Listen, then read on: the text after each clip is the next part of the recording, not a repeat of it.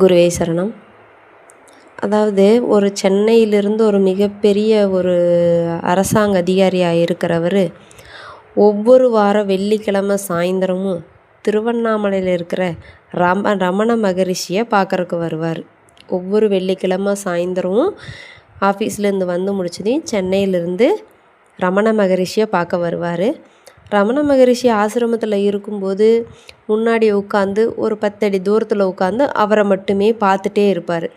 வெள்ளி சனி ஞாயிற்றுக்கிழமை சாயந்தரம் திரும்பவும் சென்னை கிளம்பிடுவார்.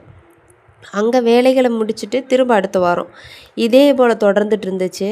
திடீர்னு ஒரு நாள் அவர் வரும்போது என்னென்னா, அவர் வேலையில் கரெக்டாக இருக்கிறாரு, நல்ல ஒரு சேவை செய்கிறாரு அப்படின்னு சொல்லிட்டு அவருக்கு டெல்லிக்கு ட்ரான்ஸ்ஃபர் கொடுக்குறாங்க.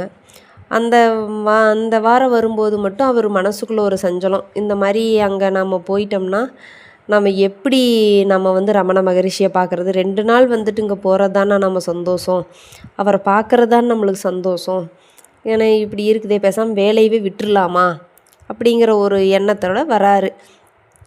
அதே மாதிரி வெள்ளிக்கிழமை சாயந்தரம் உட்காந்துட்டு ரமண மகரிஷியவே பார்க்குறாரு. பார்த்துட்டு இருக்கும்போது திடீர்னு ஒரு 2 பஸ்ஸில் ஆளுக கூட்டமாக வர்றாங்க. எக்கச்சக்கமான கூட்டமாக ரமண மகரிஷியை பார்க்குறதுக்கு, ஐயாவை பார்க்குறக்கு வர்றாங்க ஆசிரமத்துக்கு. உடனே இவர் என்ன பண்ணுறாரு, இத்தனை பேர் வந்துட்டாங்கன்னா நம்மளுக்கு ரமண மகரிஷி தெரியாமல் போயிடுவார், நம்ம அதனால் முன்னாடி போய் உட்காந்துக்கலாம் அப்படின்னு சொல்லி போட்டு வேகமாக ஓடி போய் முன்னாடி உட்காந்துடுறாரு. முன்னாடி உட்காந்துட்டு பார்த்துட்ருக்குறாரு.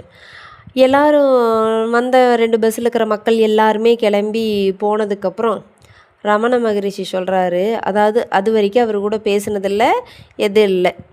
வருவார், இவர் உட்காரு பார்ப்பார். ரமண மகரிஷியும் எதுவும் என்னன்னு கேட்டதில்லை. ஆனால் அந்த டைம் என்ன சொல்கிறாரு, எங்கேயோ பார்த்த மாதிரி, எங்கிருந்தா என்ன செய்தால் என்ன அப்படிங்கிற ஒரு வாசகத்தை கொடுக்குறாரு. அப்போ அவருக்கு மனசில் அவ்வளோ ஒரு ஆழமாக பதிஞ்சிருச்சு. அப்போது எங்கிருந்தால் என்ன செய்தால் என்ன அப்படின்னு சொல்லி ரமண மகரிஷி சொன்ன வார்த்தை அவருக்கு அவ்வளோ ஒரு பதிஞ்சு, அப்போவே ஞாயிற்றுக்கிழமை சாயந்தரம் அவர் திரும்பி சென்னை போய் திரும்ப அங்கேருந்து டெல்லி ட்ரான்ஸ்ஃபர் ஆகி போகிறாரு.